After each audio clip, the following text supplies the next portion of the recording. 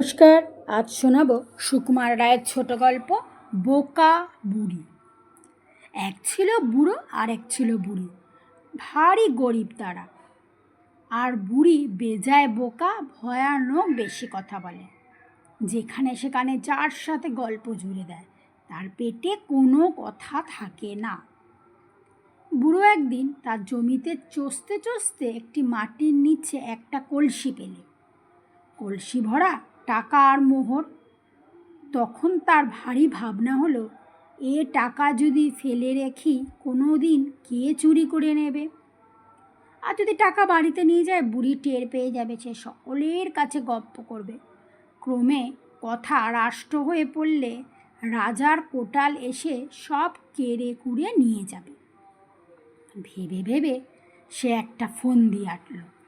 সে ঠিক করলো যে বুড়িকে সব কথা বলবে, কিন্তু এরকম উপায় করবে যাতে বুড়ির কথা কেউ না বিশ্বাস করে। তখন সে একটা মাছ কিনে এনে তার ক্ষেতের ধারে একটা গাছের উপর বেঁধে রাখলো, আর একটা খরগোশ এনে নদীর ধারে একটা গর্তের মধ্যে জাল দিয়ে জড়িয়ে রাখলো। তারপর সে তার স্ত্রীকে বললে, একটা ভারী আশ্চর্য খবর শুনলাম, গাছের গায়ে নাকি মাছ উড়ে বসে আর খরগোশ নাকি জলে খেলা করে।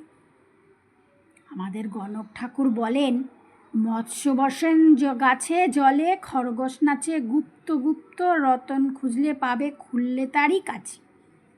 বুড়ি বলল, তোমার কথা যেমন। বুড়ো বলল, হ্যাঁ, এরকম নাকি সত্যি সত্যি দেখা গেছে। এই বলে বুড়ো আবার কাজে বেরোলো।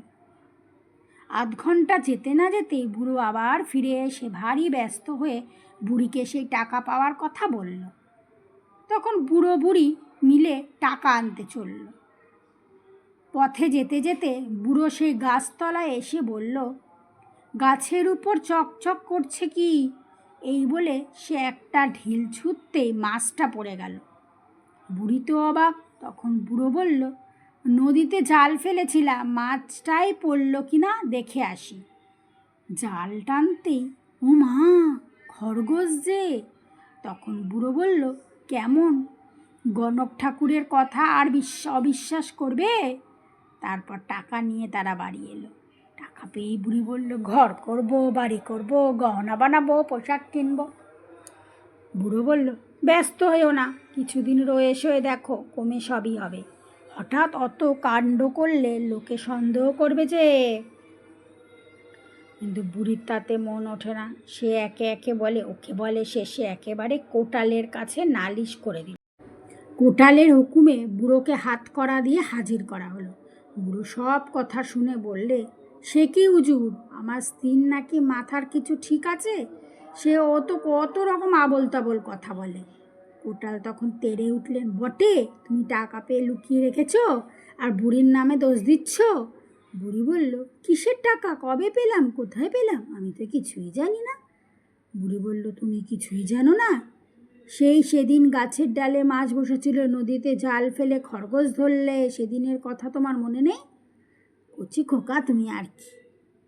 তাই শুনে সবাই হাসতে লাগলো। কোটালে এক ধমক দিয়ে বুড়িকে বলল, যা পাগলি, বাড়ি যা, ফের যদি যা তা বলবি তোকে আমি কয়েদ করে রাখবো। বুড়ি তখন বাড়ি ফিরে গেল।